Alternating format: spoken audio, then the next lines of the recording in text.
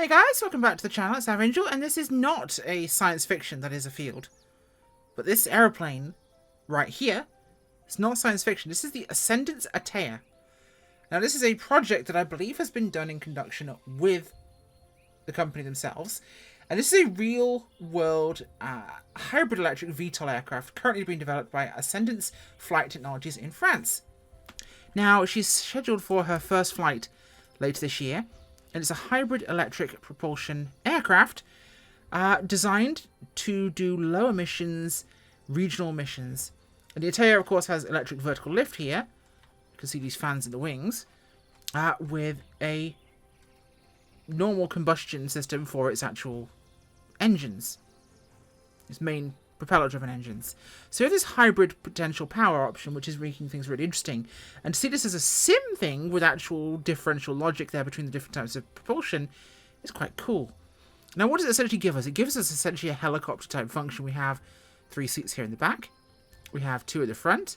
G3000 avionics in the aircraft.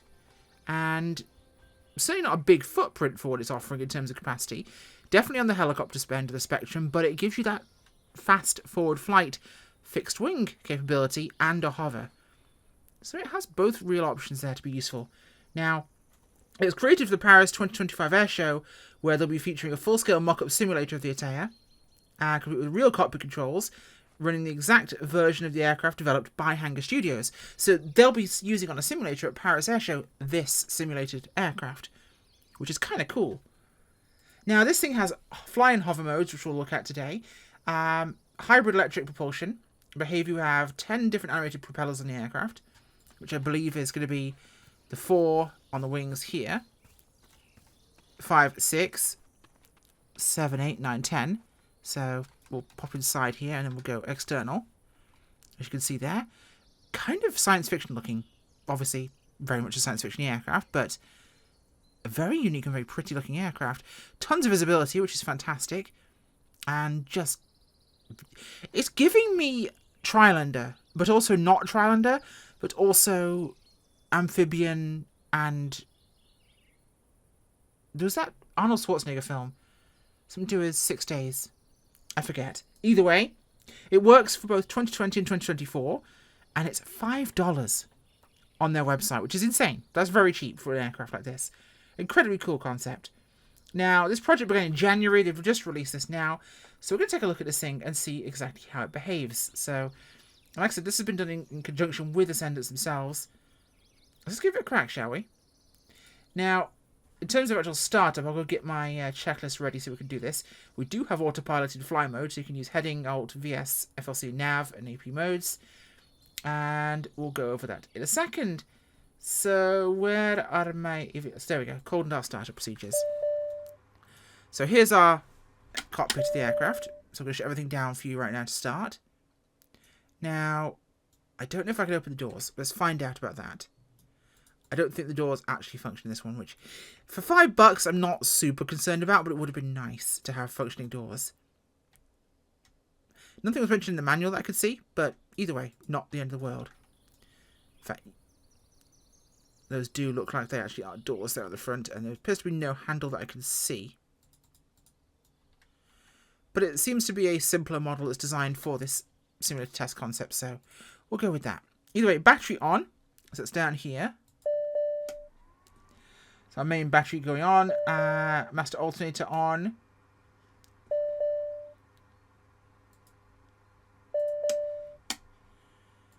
So that should be our avionics alternators. It's fantastic. Parking brake is disabled, that needs to be done. Now it is fuel valves on, which are these bad boys down here. Fuel forward, fuel aft, and fuel crossfeed need to be on. Now, for the engines to start, we hit these buttons here. We have forward, and we have aft, we have left and right.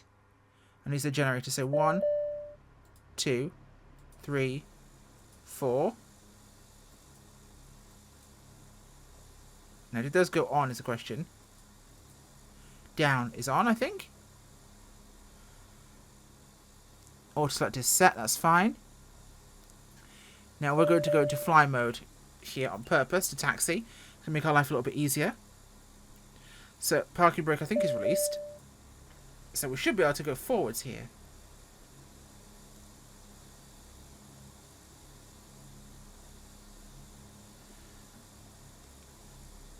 I may have conducted the wrong...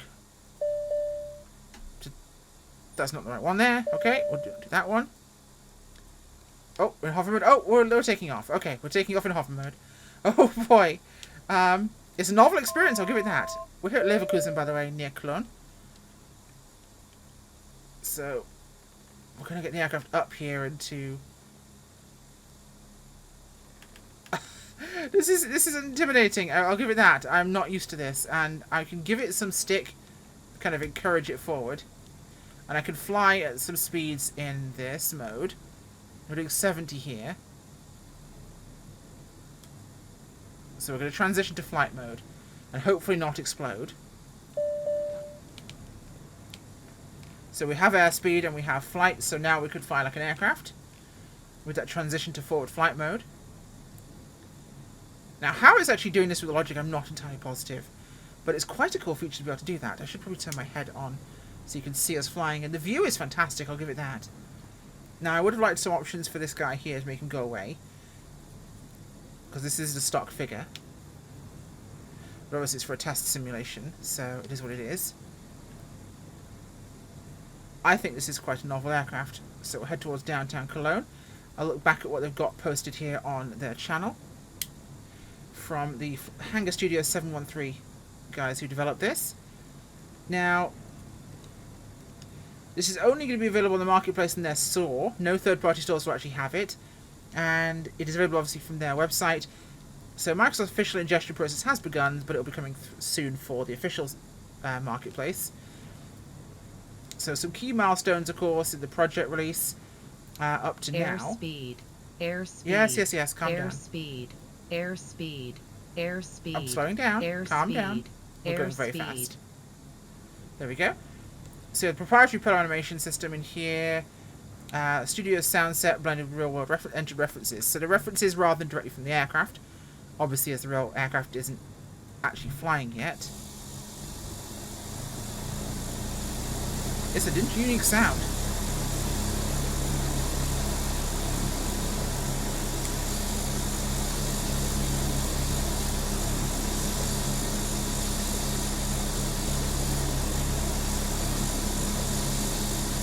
Very unique sound. Of course, that gear is fixed. I will be here in August for Gamescom. That's why I'm coming over Cologne today. I just bought my tickets for Gamescom. There we are. There's the Hauptbahnhof below us in the Dom. And the Schokoladenmuseum up ahead on that spur. And Köln Messe should be over there somewhere, the convention centre. Pretty sure it's over there. I think so. Although I think that's actually Lanxess Arena. I'm not sure. Let's take a closer look, shall we? We'll go into hover mode, we'll take a look. So we'll slow down here. And we'll transition to hover once we lose some speed. See how useful this is in terms of adapting between flight modes. The glass is quite reflective. Now again, judging this as a $5 release is very different to judging this as a $20 release or a $25 release. And given how unique this functions, I'm actually impressed it's so cheap. In fact. Alright, we'll go to... Oh, hello.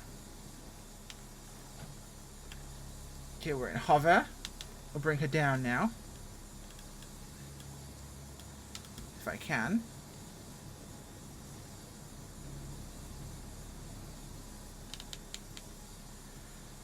Alright.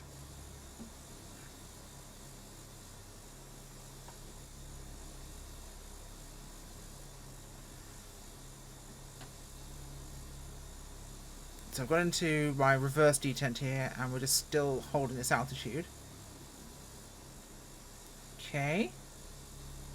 Now in terms of horror mode, as it's describing in the controls here, flight controls and handling, so hover mode using left stick for vertical movements and turning, Okay, so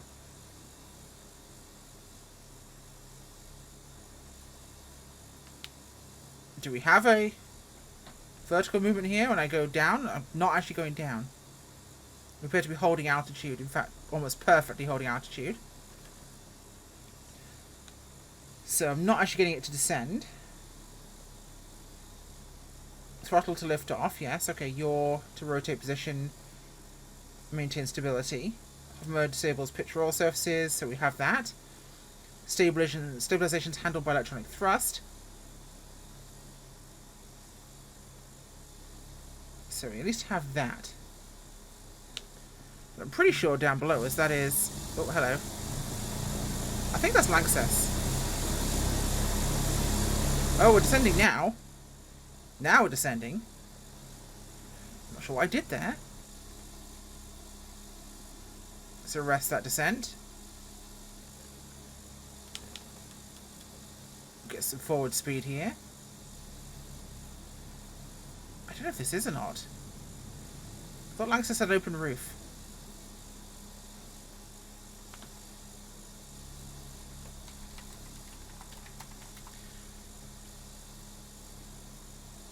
That is Lanxess Arena. Yeah, no, I was right. That's the Lanxess. This is a neat aircraft, I will say. It's a very unique behaviour. We're going to go to transition to flight again here. So we'll pick some speed up again. You want to do is over 50 according to the manual. That's us transitioning to flight mode, and it's a little bit of a dip because you're trying to push the stick forward to basically build speed. I suppose you could bring that back before transitioning and it wouldn't snap as much. That's the Schokoladen Museum down below. And across the street right here, right there, is the Mustard Museum. I'm not kidding. Corn Dom. Over here.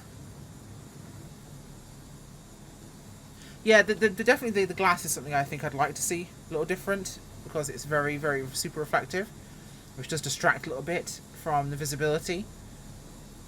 But in terms of a concept of how this thing functions, this is really exciting. Now, as you know, Hangar 713 brought us the Champion and, of course, the... My brain's doing a brain fart. The Champions and the Navions. So, fantastic aircraft there. I really quite like those ones. I think they're exciting. And I've enjoyed those aircraft especially.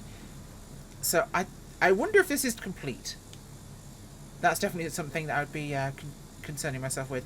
But considering the Navions were very reasonably priced, like $10 a piece, 14 for the L-17B, and you could get the whole pack of them for $24, and then Champion was, well, the Super Decathlon was $20, which was a fantastic model. This being $5, you could have a lot worse time for $5. I will say that for sure. It flies in a very unique manner. It's certainly unusual, and I'm going way too fast. Should be getting overspeed, but it's not overspeeding me right now. Pull that speed back here.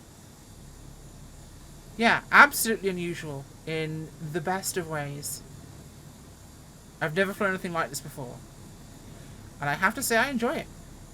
It's different, and yeah, it's basic, but it's $5 a basic, and one of the most interesting, unique ways of flying an aircraft in the sim we've had. So having something that can transition between the vertical and the horizontal, having this hybrid propulsion behaviour, because the thrust difference you get from the actual engines up there behave differently to the thrust you're getting off the immediate torque on the electric engines. So that's quite cool. Right, I'm going to see if I can land in... Oh god, this is my fault. This is my fault entirely. I forgot I'm in flight mode. I'm about to crash. Nope, stop myself. Pull the speed back here. It's a little bit twitchy on the roll axis, but that's, I'm suspecting, is part of its behaviour. Okay, there we go. Right, let's go forward here.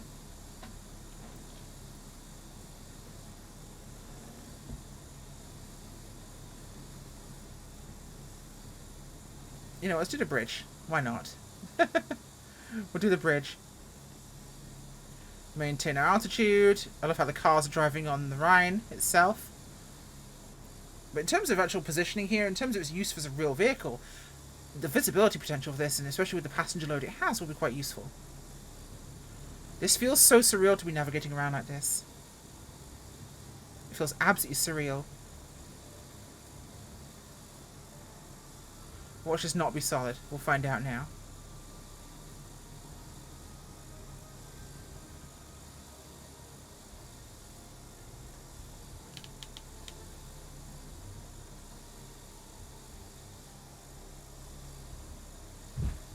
Oh, it's not solid.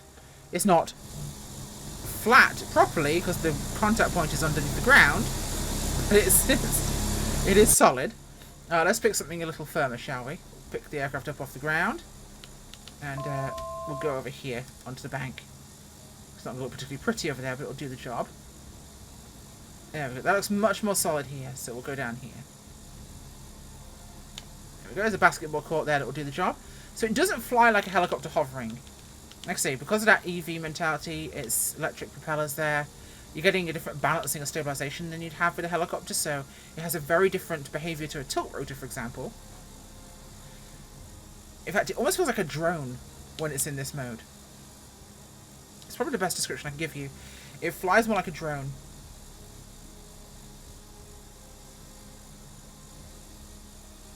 There we go. Okay. The shutting down should be a simple matter of hitting the engines.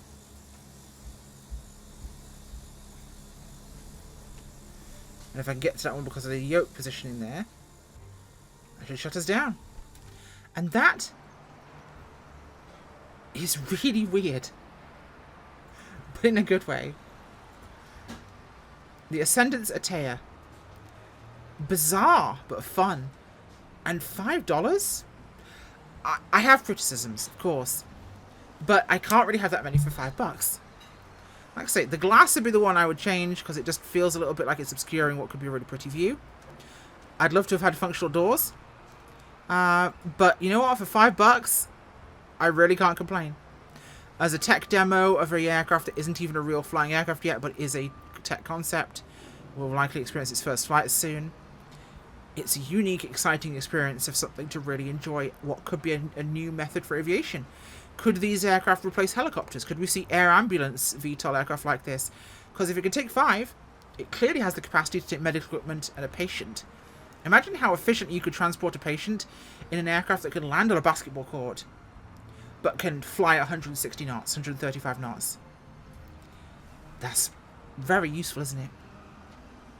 Well, on that bombshell, thank you for watching, and I'll see you all soon. For $5, I say why not? Go grab it.